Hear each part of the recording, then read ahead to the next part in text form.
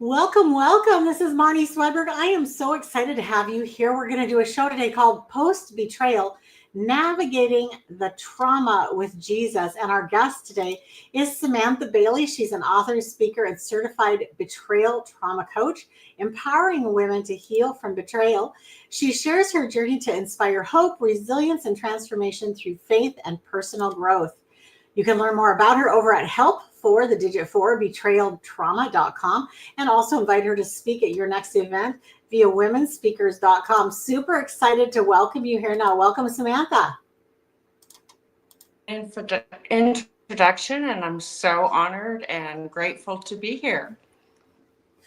And we usually do video with these too, but today we're just going straight with audio. So excited to have you all here joining us, and thanks, Samantha. Okay, so we are going to talk about how to incorporate hope, faith, and growth, strength, and healing into the recovery process. And all of us will, from time to time, go through a season of betrayal where it might be massive, it might be minimal, but betrayal feels bad no matter how it comes at us. And Samantha, I'm so excited to pick your brain. And I wanted to just start with, we have things that are called triggers, emotional responses that come up for us. I say I get stirred up, which means my tank is all calm and the water's peaceful, and then all of a sudden I get all riled up about something. So when you think about triggers and emotional responses, what is one of the keys to being able to identify and manage those? Yeah, I think, well, initially they were very hard managed because everything was new and I didn't understand. But really focusing on the being present and also saying some prayers and reaching out to God. And over time, those triggers, although I still have them, have really dissipated. They may come, but they don't stay as long as they used to. Now, in your situation, it was a pretty massive betrayal that was taking place. Just give a little background on that.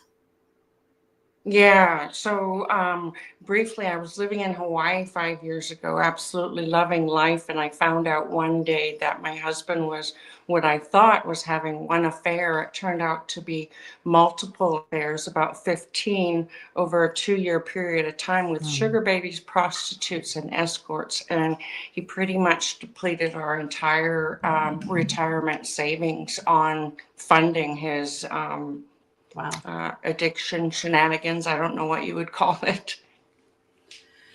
So you found out about this, and did you ever have like moments of, like beating yourself up, like where you thought, oh, that was, I should have seen this or whatever, like that? Did you have times like that, or was all of your trauma focused at his betrayal? Well, absolutely. It was like, how could I not know? Because, he loved me. He did things for me. He said nice things to me and, send flowers to work.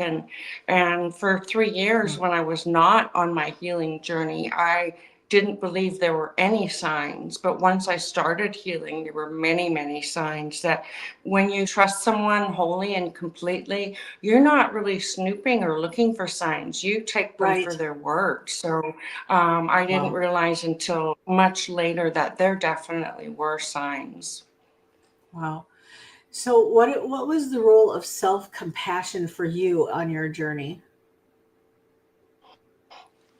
Self-compassion for me actually started with a verse that really stood out to me when I felt very much alone, very betrayed, and very, emotionally and physically not in a good place. And the verse is Deuteronomy 31, verse 6.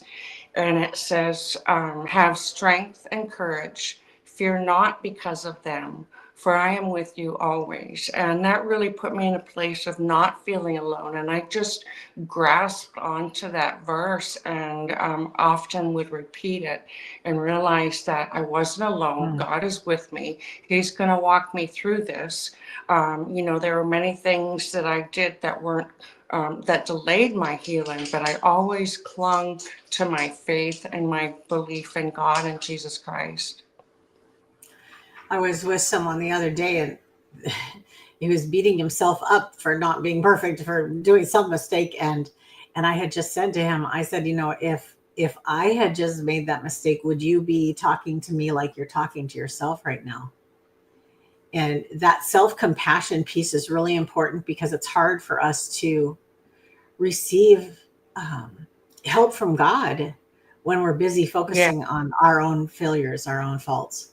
Yeah, absolutely. It really kind of slows things down for you. And, one of the biggest things was forgiveness, not only Yeah. forgiving my spouse, but the affair partners. And I had a full ceremony doing that. And Mm, the result really was miraculous and took away mm. extreme amount of anxiety that I was feeling. And after saying the forgiveness prayer to for each one of them during this, it was kind of like a balloon ceremony. Well, not kind of, it was. My anxiety dissipated. Mm. Wow. Wow. Talk about talk about the impact of betrayal on self-identity. I think, for me, I've been married to my husband for 44 years, and I just can't imagine if I found out, that he'd been being someone else than who I thought he was. Um, I'm Yeah, sure that yeah, I'm sure that it's really really tough on self-identity. yeah, it is because your identity is you're a wife, you're a mother, you're an employee, you're a daughter, you're a friend. You have all these titles, but I felt like all of a sudden my purpose and my identity was gone. I didn't know what my identity was. What's my purpose? What am I going to do? And I just felt completely lost and very much alone, feeling like no one else has experienced this. Where do I go for help beyond? What I knew, which was pretty much nothing. I mean, I had to look up so many terms. I didn't know what D-Day was or betrayal trauma. Everything was new to me. So I felt very, very lost. When I've been at the point of, being confused or lost about who I am, so many times Jesus comes and comforts me and tells me from his perspective who I am. Did you have an experience like that at all, where you knew that you were going to be okay, like that you felt the comfort of God? Yeah, I mean, I felt comforted all along, but until I really started my healing journey, I still felt lost. But when I realized that my healing was all what I went through created a purpose in my life. And when you have a purpose in your life, it Mm, takes what is a dark place and puts a flame okay. into your heart and a joy Mm. into your spirit that is just undeniable. And once I realized, oh my gosh, I have a purpose in life and God is going to lead that way for me and open doors and opportunities that I never thought possible without him. Yeah, I love that. Beautiful. So let's talk, for somebody listening who's just been betrayed, or possibly it's even been years, and you're still just not dealing with it, not processing it well. And you're like, I'm came here because I just need some help. I need some hope. What are some techniques that maybe were helpful to you, or that you use other people to help them process grief and loss? Sure. I like to offer three things because if you do more when you first find out, you're overwhelmed. So, Yeah. three simple things is number one, talk to someone, find a therapist. I actually went to my pastor who was able to find someone for me rather quickly so that I could get in and see someone. So, a therapist, your pastor, a clergyman, because you really don't understand what's going on. And I also recommend finding someone who is experienced in betrayal trauma. The first couple of therapists I went to were kind of shocked when I told my story. You don't want someone to be shocked. You want someone who is understanding and Right. wants to help you. Right. Yeah. And then the second one is definitely self care. Take care of yourself. Rest when you need to rest. Don't stay in bed the whole time. And I would also like to mention you want to avoid things like alcohol and cannabis because they are depressants and they're just going to delay your healing. So, just things to avoid, things to do, and things that you don't want to do is post on anything on social media. There are some fabulous groups that are private on Facebook that will help you for betrayal trauma. I would join those because a lot of the things that the women share really are helpful. And you can write your story, your questions, anything. You can even post anonymously if you're not comfortable at first with, sharing your story. But it is a safe place to be, and it's much better than posting, the negative on social media. That is such good advice. I know sometimes when you're hurting, you just want to hurt back. You just want to inflict pain Absolutely. on the other Yeah. And it person. doesn't, And it yeah, makes it worse. Really. right, right, right. And it exacerbates thing too, as far as how many people get involved and all of that. Yeah, that was such good advice. I feel like too, when you're joining a group, make sure that once you get in there, when you leave the group, you feel uplifted and encouraged versus feeling worse, down on yourself. There's some groups that are not healthy, even though they are Yes, calling themselves, absolutely. a grief support group. So just be Absolutely. careful which one you get into. And Yeah. Yeah. yeah, wonderful. So good. You talk about the cycle of trust and betrayal. And I think I want to start at the end of it. So you have been horribly betrayed. And yet you're here talking about it, Samantha. You help other people get through it. Do you feel like you can trust again once you've been betrayed at the level that you have? Yeah, initially I would have said no. Mhm. But again, once I went through my healing journey, and forgiveness is key. I'm able to open my heart and trust again. But that's just because of the grace of Jesus, Right. and Him, you know, being there with me, and then also giving me. How do I say it? I have better radar with Yeah. trust as well. Now I see things that maybe I didn't see before that are warning signs. So Mhm. that has enabled me to be cautious, but also leave my heart open to trust. I love that. So, what is the cycle of trust and betrayal? Wow, that's a good one. Well, when you are betrayed, your trust just shatters. I try to explain it. It's like when a light bulb explodes, there's Oh, shards of glass everywhere.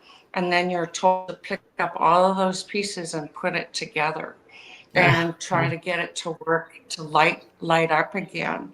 And really, it's almost an impossible thing to do on your own. But if you ask for the help of Jesus to take all those pieces and mend them and mold them and put them back together, your light is going to shine even brighter than it did before. Wow, that's so beautiful. And it's so true. It's so true. And I know there's this, I can't think of the name of it now, but there's an art form where they take shattered stained glass windows and then they put the gold leafing between, and it makes even a more beautiful design than the first one was. And we can't do that ourselves when we have been betrayed, when we have been hurt by someone else so horribly. And to come to be able to trust again, you have to know, I think you have to know that God is going to bring something good out of this, that it's not wasted. Not one of those tears, not one of those moments is wasted from God's perspective. Absolutely. And he's, whatever, Satan meant for evil, God is going to turn into good. He really will. Yeah, I love that. So let's talk about communication post betrayal. You just said something that was, I really resonated with me. You said now at this point in your life, in your journey, you are better able to pick up on warning signals, right? Yeah. because of what you've been through. Your eyes have been open to this different level of awareness, really. And I bet that that is true for communication as well, that there are just things that you've learned through this that you can share with the rest of us. Hopefully that we could learn from you, not have to go through our own, surgery or whatever it's called when you go through something like that. But share with us any tools for effective communication that you would have. Yeah, that's a great question. I think it's really important to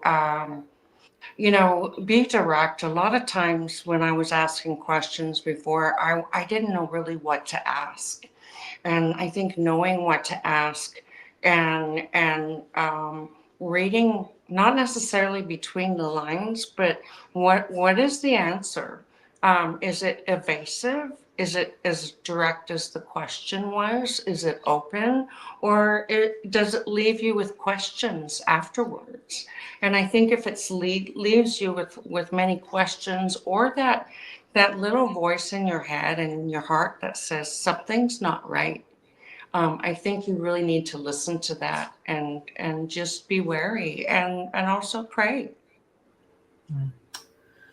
Yeah, I spend so much time asking God what his perspective is about things, because I think in all of our lives, whether we've gone through a betrayal or not, there are so many things that we are just they're bigger than us. They're too big for me to understand, and I need God's perspective on it. So, have you gotten, like, one of the things I do? I'm going to ask you in a second for yours, but one of the patterns I have is when I am not sure what's going on, or I'm feeling afraid, or feeling confused, or just unclear, I just start saying the name of Jesus, just Jesus. He's my 911. So I just always go into Jesus. And then I love asking the questions in this order. God, what do you want me to know about you right now? Then I listen. Then what do you want me to know about this right now? And I listen. And then, is there anything you want me to do right now? And I listen. And those, I learned those questions from Jamie Winship. But they're so helpful in taking a situation where I maybe don't know if I should be upset, or if I should be seeking more information, or if I should be taking action. And I even can do this in a grocery store or wherever I am, to just bring Jesus into the conversation, so I'm not by myself trying to process whatever is going on around me. How about for you, Samantha? Do you have a prayer pattern or a verse or a phrase that you kick into when you feel overwhelmed or unclear? Yeah, I absolutely do. And it's lean not on your own Yeah. understanding, and always acknowledge him and he will direct your path. And I kind of almost like repeat it over and over again, because I'm like, okay, I'm lost. I need, Yeah. which direction should I go into? And usually when I feel that peace, that calmness, and I might not have the answer right away, but it's just a peace that I'm like, okay, he's going to take care of this. I don't have to worry about it. Yeah, I love that. And I think the other thing that's popping to my mind, in relationship with what you've already said also, is a feeling for that peaceful, calm green light, or feeling for that agitated, unsure red light, or even a yellow light, if we're using a stoplight example, where you go, yeah, I'm always asking God for the green, just make it clear, either make it clear or else put a big red flag in front of my face, so I know what to do. But we're really in a situation where you're not sure if someone's being honest with you, if you're not sure if you're in danger. Those kind of situations, just run it to Jesus and ask him, just give me peace, or else give me a red flag here. Do you have Right. another thought that's coming there? I'm sorry. Do you have a follow-up thought that's coming? A follow-up thought. If not, that's No, I okay. mean, I like to say let go and let God. Yeah. Yeah. Yeah. Trust him. Trust him. And he's great at communicating, especially if we are in the habit of listening. He's great at communicating with us. Yeah. Yeah, yeah. You talk about journaling being a healing tool, and this is so true. You have written a book now. Is it published yet, Samantha? I think it's out, right? Not yet. Coming. It will be in December, and Okay. then but it will be available for pre-purchase. Anyone that is signed up on my website will get the email when it's available to purchase, and 100% of the profits from that go to feedingamerica.org. So exciting. What is the working title on that? The title of the book Yeah. is Deceptive Liaisons. Yes, right. So, okay. What role, if any, did journaling have in the book coming to be?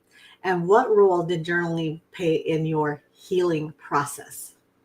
Yeah, that's great. What happened was, in the beginning when I found out, I had so many emotions and so much pain, and I didn't know how to release it. So I wrote everything down, on paper and journaled. And a lot of times when you're in this shock, you don't really remember what's Right. from day to day, and like, oh, I don't remember what happened yesterday. My mind's in a fog. And journaling, you can look back and go, oh, wow, that happened and this happened. And along with that, it tracks your healing. And I realized that, well, I'm kind of in a place that's not really moving forward. I'm doing a lot of the same behaviors over and over again, and I'm in the same place. I'm not moving forward.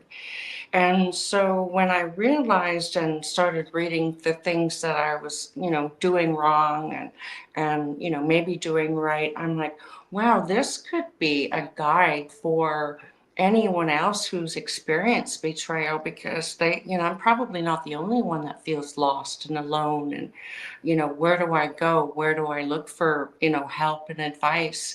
And that's what sparked the idea to write a book. So I took my journaling and made them into chapters. And the book reads like a suspense novel, but there are also tools for help. And along with my website, there are a lot of healing is not a linear line. There's a lot of ups and downs, and what works for me might not work, for the other person. That's why on my website I offer so many different avenues for help and hope on the website. And you just click on these different, some are websites, some are even terms, like if you don't know what betrayal trauma is and triggers and whatnot, you can just click on there and go to the sites and see the different options that you have. And that link will be in the show notes. It is also, for those of you listening, help for betrayaltrauma.com. And the word for is the digit for help, digit for betrayaltrauma.com. So what I know is that journaling, especially if you journal on paper with a pen or markers or something, taps into a different part of our brain than typing or talking.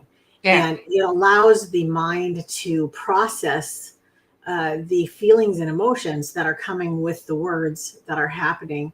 It's so powerful. Are you familiar with Dr. Caroline Leaf? What, that name rings a bell, but Okay, yeah, she's done a lot of brain work, and she has a journaling process that's been used widely around the world to help people process even just a momentary frustration or whatever that's kind of got your brain spinning. So the journaling is just it's such a gift from God to be able to journal. I like what you said too about, especially when you're in the throes of the traumatic part of the journey, you don't remember, and writing things down is just a wonderful habit to get into. yeah, I do. I Yeah. continue doing that to this day. One of the things I like to start in the morning is just journaling my gratitude, and it just puts me in a space of, Mhm. being positive and starting the day on the right foot. Absolutely. I love that. Love that. So we've been talking about it all the way through, of course, but what are some strategies or some tactics or thoughts about how to find hope and resilience after trauma? Oh gosh, how to find hope and resilience after trauma. I think, first of all, in order to heal, you have to feel. You can't really Mhm. jump the steps of um, betrayal, and you have to go through the stages of grief and mourning. And for me, that's what I tried to do. I tried to, like, I'm just gonna jump ahead and not worry about all this stuff, and I'm healed, right? Well, that's not really how it worked. There was, stages that I had to go through. And I think just knowing now what I know, looking back, it's like, actually almost grateful that there are some things that I did wrong because, again, like I mentioned, I'm probably not the only one that did this. So to be able to offer that hope for healing after trauma and offer tools and different resources is just like, it's like part of my purpose, my niche, so to speak. Yeah, that's great. And there isn't anybody, people can talk about, oh, I understand, or well, I kind of know what you're going through, or whatever, but somebody who's really been there, um, the best person to listen to is someone who's been through it and come out the other end. And I love your willingness to share so authentically, Samantha. It's not something everybody would do. A lot of times these kind of things in our lives are tucked way underneath in the back where nobody can ever see them. And here you stand to share not only your story, but also the hope that is in Christ, the hope that's ahead of women or even men that are have been betrayed. So thankful for you doing that. We talked earlier about potentially joining a private group on Facebook or something like that, but you also really encourage people to find professional support in the healing process.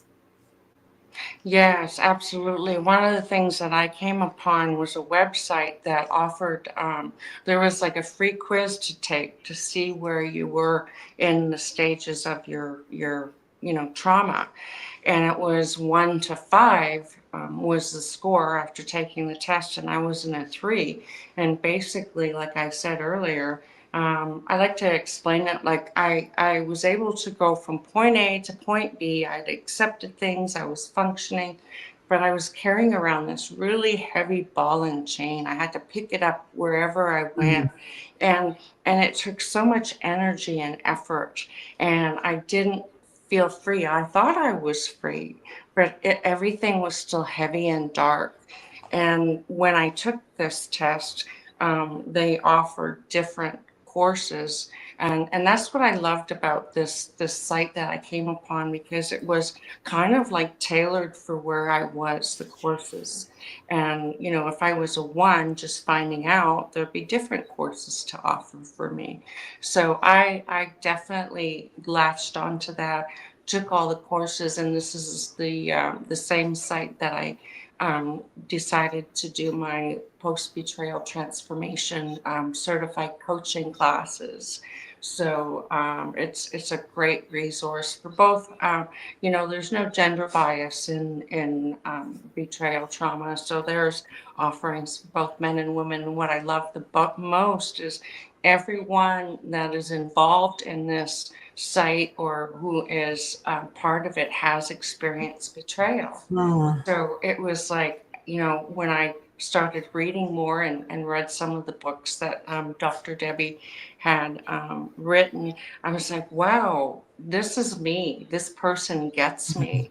And once I felt that connection, I wanted more. I wanted to learn everything that I could to process where I was and move forward and get to that number 5 where I was, healed and looking forward to life with joy. I just love that. So you are now a certified betrayal trauma coach. You're almost a published book coming out here in December, and you're also a speaker that's available for women's groups over at womenspeakers.com. Samantha, this has been amazing. If you were to leave our audience with a final thought, what would that be? Um, Anyone that has experienced betrayal trauma, and if you're first finding out, just know that you're not alone and there is hope for healing, and just hang on to Jesus throughout everything, no matter what. Oh, beautiful, beautiful. You guys can learn more over at help for the digit 4, help for betrayaltrauma.com, and also invite Samantha to speak via womenspeakers.com. Samantha, one last time, thank you so much for being here. Oh, thank you so much for having me. It was wonderful. Such joy. And you guys, whatever you're going through, You are never alone, especially after a betrayal of a marriage partner or a love affair or whatever it is. It can feel so very lonely, even when someone dies. It can sometimes feel like a betrayal, but you are never alone. Jesus is right there with you. So be sure to reach out to him. Thank you for joining us. I hope you have a wonderful rest of your day, and we'll see you next time. Bye-bye.